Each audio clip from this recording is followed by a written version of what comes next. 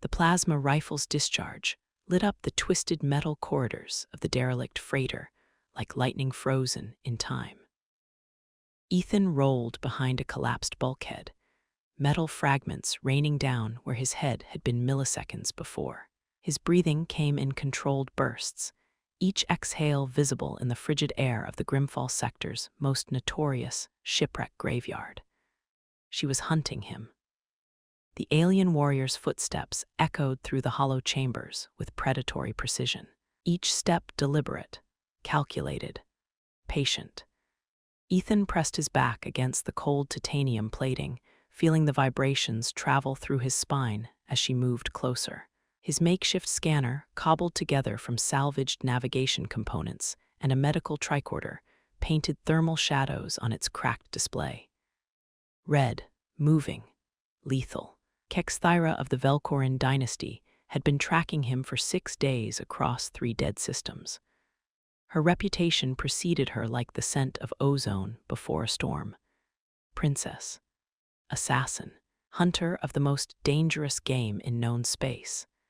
She collected trophies from species that had never been conquered, until humans showed up in their little corner of the galaxy. The irony wasn't lost on him. Ethan Kane, former maintenance technician 3rd class, now the most wanted salvage runner in the outer colonies. He'd stumbled into this mess by accident, literally. His cargo hauler had broken down in disputed territory, and he'd made the mistake of fixing an automated beacon that hadn't worked in decades. The beacon that had been marking the location of a Velcorin royal tomb. Another plasma burst carved through the air above his head. The alien princess wasn't just hunting him for the bounty. This was personal. Ethan's hands moved across his improvised toolkit with practiced efficiency. Wire strippers, flux capacitor from a broken hyperdrive, emergency rations that doubled as explosive compounds when mixed with ship coolant, human ingenuity born from desperation and stubbornness.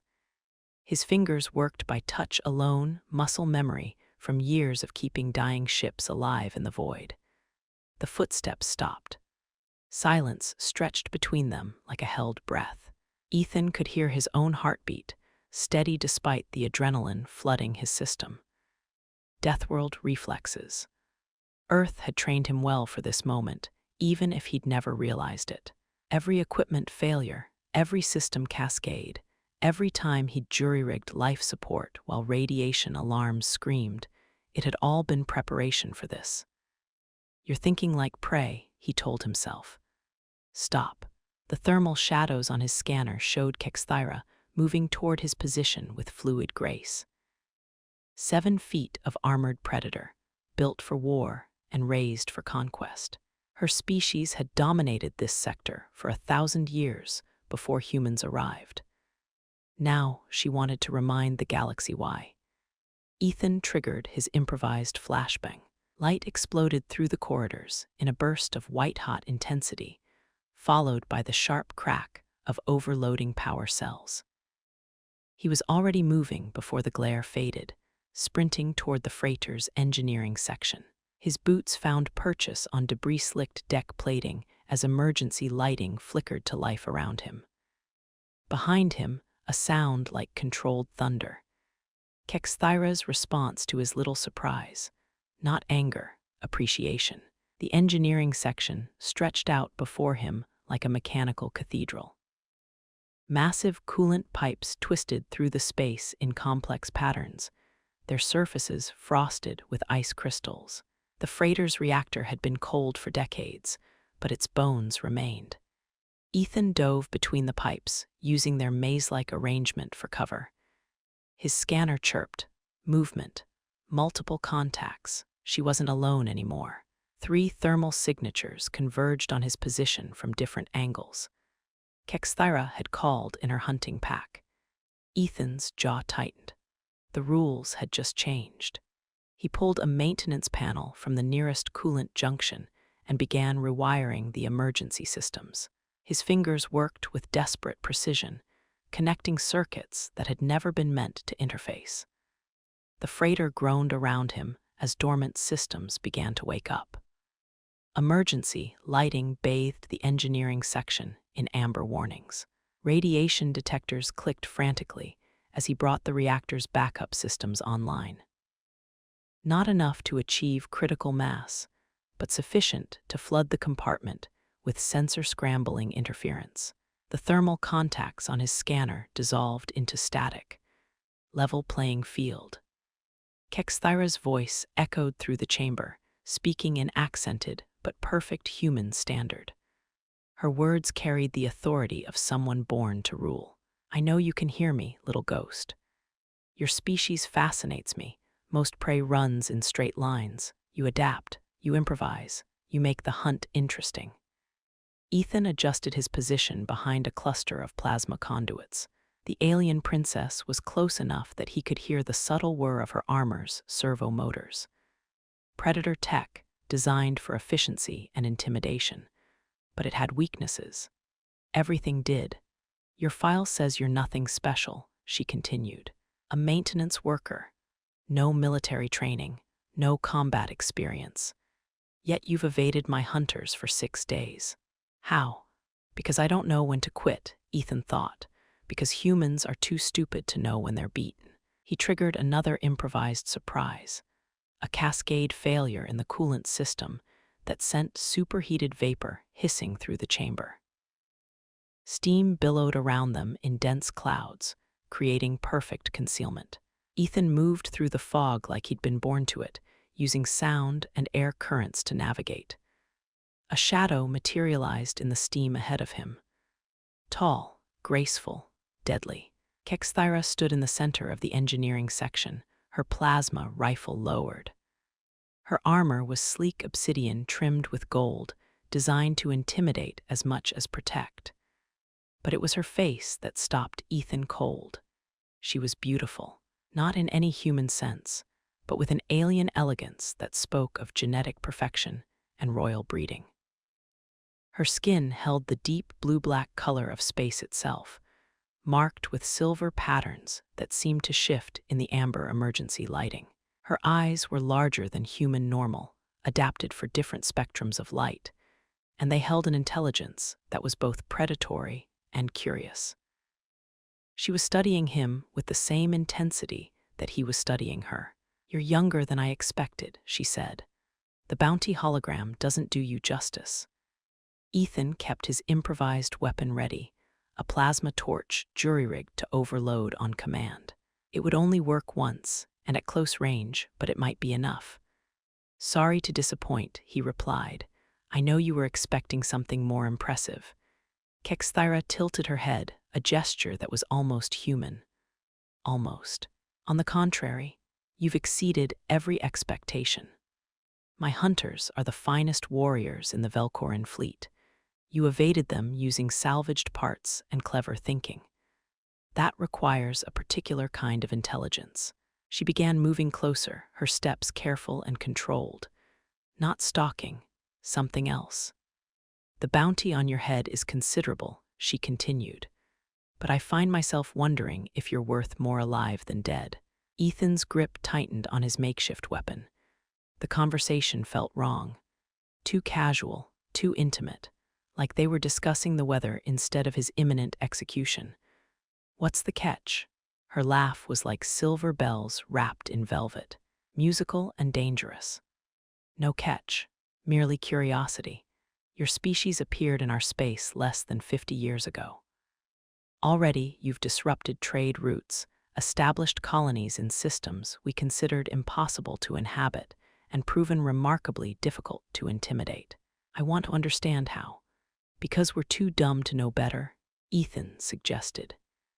Kexthyra stopped just outside his weapon's effective range. Her armor's sensors were probably analyzing every aspect of his improvised defenses, but her eyes never left his face. "Intelligence comes in many forms," she said. "Military theorists study your tactics. Scientists examine your technology. I prefer a more direct approach." The steam was beginning to clear around them. Soon her hunters would be able to track movement again. Ethan's window of opportunity was closing fast. Direct how? She set her plasma rifle down on a nearby console. The gesture was unmistakably symbolic. Disarmament. A show of good faith that could be a trap or something else entirely. I want to know what drives you. What makes a maintenance worker challenge the most feared dynasty in the Outer Rim? What transforms prey into predator? Ethan stared at her. The alien princess had just voluntarily disarmed herself in front of her target. Either she was supremely confident in her hand-to-hand combat abilities, or this conversation had taken a turn that neither of them had expected. "Maybe I just don't like being hunted," he said. "Everyone dislikes being hunted. Few adapt to it as quickly as you have. Your trap in the Chronos Belt destroyed 2 of my ships. Your escape from Valdris Prime cost me 3 hunters. You've turned this pursuit into a campaign." She was right. What had started as a desperate attempt to stay alive had evolved into something more strategic. Ethan had stopped just running and started thinking like his pursuers, anticipating their moves, setting traps. "You sound impressed," he said. "I am. It's been centuries since anyone provided this level of challenge." I was beginning to think the hunt had lost its meaning. The steam continued to dissipate around them. Her hunters would be moving again soon. Ethan could see thermal shadows on his scanner beginning to resolve into distinct contacts. "So what happens now?" he asked. Kexthyra stepped closer, near enough that he could see the complex patterns etched into her armor. Near enough that her alien scent reached him, something like ozone and metallic flowers. "Now you choose," she said. "Continue running until exhaustion claims you. Fight here and die with honor, or consider a third option." "Which is?" Her eyes met his, and for a moment the predator mask slipped. Underneath was something unexpected. Loneliness. The isolation of someone born to rule but never to connect. "Join me, learn our ways. Become something more than a maintenance worker. Become worthy prey that evolution transforms into predator." Ethan felt the universe shift around them. This wasn't about bounties or dynasties or galactic politics. This was about 2 beings who had found something unexpected in each other. Recognition, challenge, possibility, and if I refuse, then you die here as planned. But you'll die knowing you gave me the greatest hunt of my lifetime. The thermal contacts on his scanner were closing in. Decision time. Ethan looked at the alien princess, who had spent 6 days learning everything about him, who had studied his patterns, anticipated his moves, pushed him to become something more than he'd ever thought possible. She had turned pursuit into partnership without either of them realizing it. He powered down his improvised weapon. "One condition," he said. She waited. "Next time I get to hunt you." Kexthyra's laugh filled the engineering section like music, pure delight at the unexpected turn. Her hunters emerged from the dissipating steam, weapons ready, but she waved them back with a gesture. "Agreed," she said, "but I warn you, I'm much better at this game than you are." Ethan smiled for the first time in 6 days. The expression felt foreign after so long in survival mode. "We'll see about that." She extended her hand toward him. Not a gesture of greeting, but of partnership. Alliance. The beginning of something that neither human nor Velcorin had attempted before. Ethan reached out to take it, knowing that his life as a maintenance worker was ending, and something entirely new was about to begin. The moment their fingers touched, he felt the electric potential of uncharted territory. Dangerous, unknown, irresistible. Behind them, alarms began sounding throughout the derelict freighter. His modifications to the reactor were causing cascade failures in systems throughout the ship. They had minutes before the vessel became uninhabitable. "Looks like we need to leave," he said. Kexthyra's grip tightened on his hand, her alien strength evident but carefully controlled. Together, together. They ran through collapsing corridors as the freighter died around them, her hunters providing escort while emergency systems screamed warnings into the void. 2 beings who had started as predator and prey, now racing side by side toward an uncertain future. As they reached her ship's docking collar, Kexthyra paused. The artificial gravity fluctuated beneath their feet, and sparks rained down from failing power conduits. "You realize this changes everything," she said, "for both our species." Ethan squeezed her hand, feeling calluses from weapons training against skin that had never known manual labor. "Good," he replied. Everything needed changing. The airlock sealed behind them with a solid thunk, cutting off the sounds of the dying freighter. In the safety of her ship, surrounded by technology beyond human understanding, they stood facing each other in the sudden quiet.